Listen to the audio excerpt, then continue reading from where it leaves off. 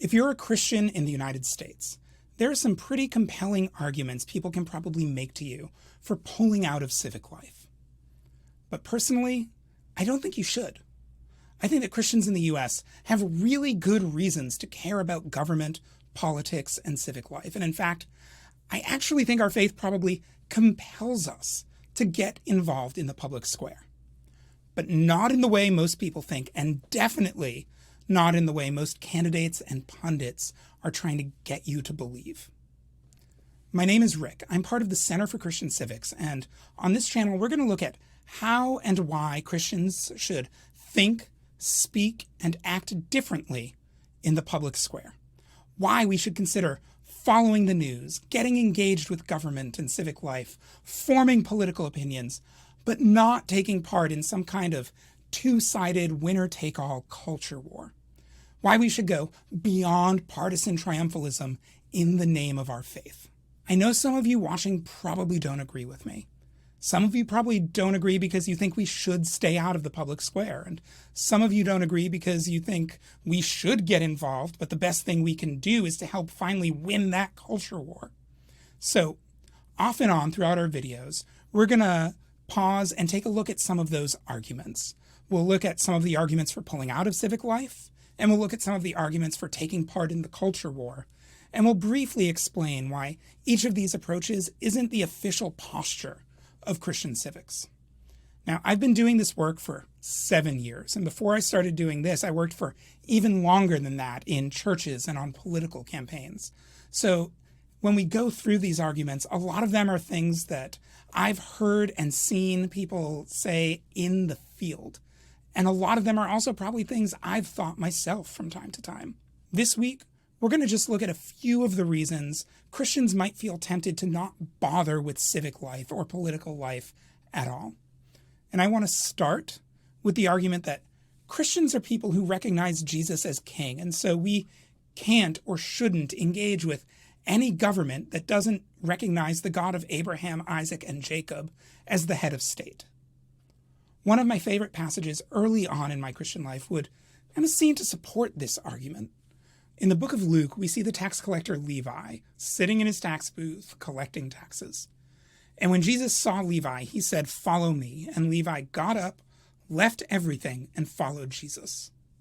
He seems to have renounced his political power completely. He was engaged with a government that did not recognize God as having a place in the state. And when he began to follow Jesus, he left that entanglement behind. But he's maybe the only example the Bible gives us of somebody doing that. In Scripture, most people who have some kind of responsibility in a government, even in a theocracy built around a different God, don't get called to abandon that responsibility when they start worshiping the God of Abraham, Isaac, and Jacob. Most people throughout Scripture actually continue working with the responsibilities that they have. They just start handling those responsibilities differently. One of my favorite people in the Bible today is actually another tax collector, Zacchaeus. He was one of Levi's colleagues, and in Luke 19, Zacchaeus experiences the good news and he responds to it by remaining a tax collector. But he changes the way he approaches his work. He starts making personal sacrifices to not just undo the damage he had done by abusing his power, not just paying back what he had defrauded, but he makes sacrificial reparations, giving back 4 times more than he had defrauded from people. The New Testament also shows us the faithful centurion, who is a military commander. We see Joseph of Arimathea, who's a member of the local council. We see Nicodemus, who's a member of the Pharisees. And this happens in the Old Testament too. We have Naaman from 2 Kings, who serves the king of Aram. Naaman was sick, and he goes to Israel to be healed, and he's healed by God's prophet Elisha, and he gave up his foreign gods to worship the God of Israel out of gratitude. But the king of Aram was physically feeble, and Naaman's job was to go with the king to the temple of his foreign god and put his arm around the king's shoulders and literally, physically bow down before the foreign idol with the king and then help the king stand back up again. He was kind of like a human cane or a human exoskeleton for the king. And he said to Elisha, "Can I keep doing this?" And Elisha told him, "Don't leave your job." So if you're a Christian in the United States trying to figure out what to do with these powers and privileges and obligations and responsibilities and even vulnerabilities of being a citizen in a representative democracy that you share with a lot of non-Christians, and you're looking to the Bible for some kind of guidance or precedent that can help you figure out how to move forward in these circumstances, then the vast majority of biblical examples of people in similar situations, of people who have some kind of tie or obligation to a non-Christian governmental entity, from Joseph and Daniel in the Old Testament to the faithful centurion and Zacchaeus in the New Testament, is to not just wash your hands of that responsibility, but to continue taking it up, living in tension with the world around you, but approaching your work as a citizen, as a tax collector, as a centurion, as a governmental advisor, in a more honorable, more compelling, and even more generous way in light of your faith. Another objection people of faith might have to getting involved with politics, government, and civic life, especially after the last few years, is that so much of politics seems to just be about jockeying for power, and power just inherently corrupts, and absolute power corrupts absolutely, and people say that so often. It is such an embedded truism in our broader culture that it is easy to forget that it is straight up heresy. It is almost completely at odds with a historic Christian understanding of God. Corruption cannot be an inevitable consequence of power. It just can't. If power corrupted, and absolute power corrupted absolutely, then God would still be able to be omnipotent, but he would never be able to be good. The only one with absolute power, according to the Christian faith, is also absolutely beyond corruption. Instead, in the world around us, I think it looks like power corrupts when what it's actually doing is giving the people who have it new opportunities to reveal and exercise and express corruption that was already there in the first place. Humans are made in God's image, but we're also subject to the fall, and that means we are all fallible in every dimension of life. Power gives the corruption that we all already struggle with an outlet to be seen and heard. But it was already there.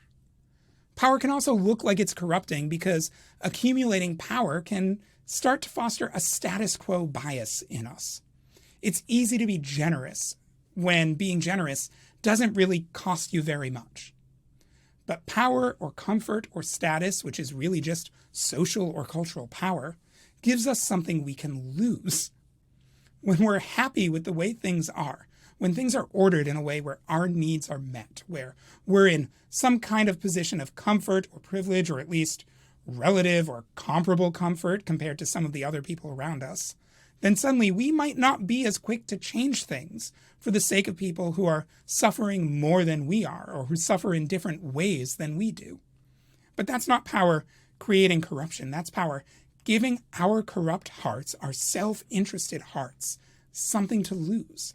Another reason we might be tempted as Christians to withdraw from civic life, from partisan politics, is that it just seems like it's dirty business, and it will somehow compromise our faith or dirty our hands if we get involved with it. There's no way to do anything good in such a bad place.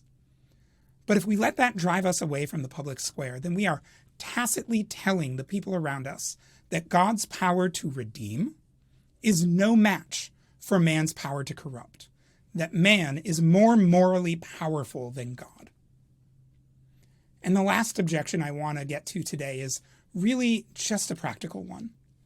Being engaged in civic life takes a lot of time. It takes a lot of energy. It takes a lot of effort. The kind of work that goes into investing in the governmental process, the kind of work that goes into exercising American citizenship or participating in the American public square, the kind of work that goes into learning about our neighbors and their needs and their concerns and figuring out how we can use whatever powers or privileges or responsibilities we might have to address those needs and concerns. That kind of work takes time, and it takes energy, and it takes research, and it takes commitment. And we are all already busy. We're tired people. And if we have any free time, shouldn't we just be spending that time on things that have to do with God instead of things that have to do with government, things that are transcendent instead of things of this world. But that's a false dichotomy. If Christians in the U.S. are following Christ, and if we make obeying him and imitating him our highest priority, then we are going to end up back in the public square. The Old Testament tells us that God was going to send us a Redeemer because he heard our cries. He heard humanity crying into the void. The way we responded to our brokenness and our suffering got his attention. And when he heard our cries and he looked at us, the things that caused that brokenness and that suffering, the things that made us cry out in the first place, provoked his sympathy. And those things that provoked his sympathy are more than just the things we tend to think of as spiritual or religious. Jesus says that all of Scripture is about him. And when you read through the prophets, yes, you do see them talking about how people order their worship and devotional lives. But you also see the prophets talking about prejudice, about abuse of social, political, or cultural power. You see them talking about public health, about just and unjust economic practices, about judicial processes and legal protection, food distribution and economic inequality. These things are all part of the deep, painful cry for salvation that the prophets articulated on behalf of humanity. And they are also the things that push our neighbors into the public square. These are the things that push our neighbors into pursuing proximity to government or influence within government. So if we're following Jesus, we cannot be above understanding, talking about, and even getting involved in these things that might at first glance seem worldly if we grew up with some kind of sacred secular divide. They should be important to those of us who call Jesus the author and perfecter of our faith.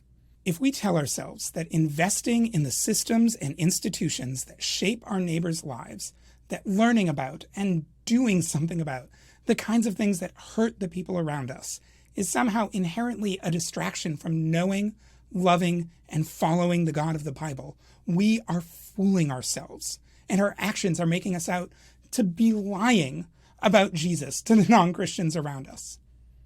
At a time when civic life is the site of so many conversations about things that frighten, frustrate, or hurt the people around us, withdrawing from civic life sends a message to our neighbors that we either don't care about the things that are troubling them, or that we think our faith somehow places us above their brokenness and their suffering, when our whole faith is built around the one who actually was above our brokenness and suffering, not considering himself above it, but subjecting himself to it alongside us, for the sake of giving us some degree of relief and hope, for the sake of giving us a foretaste now of the even greater relief and hope that will be coming in the future.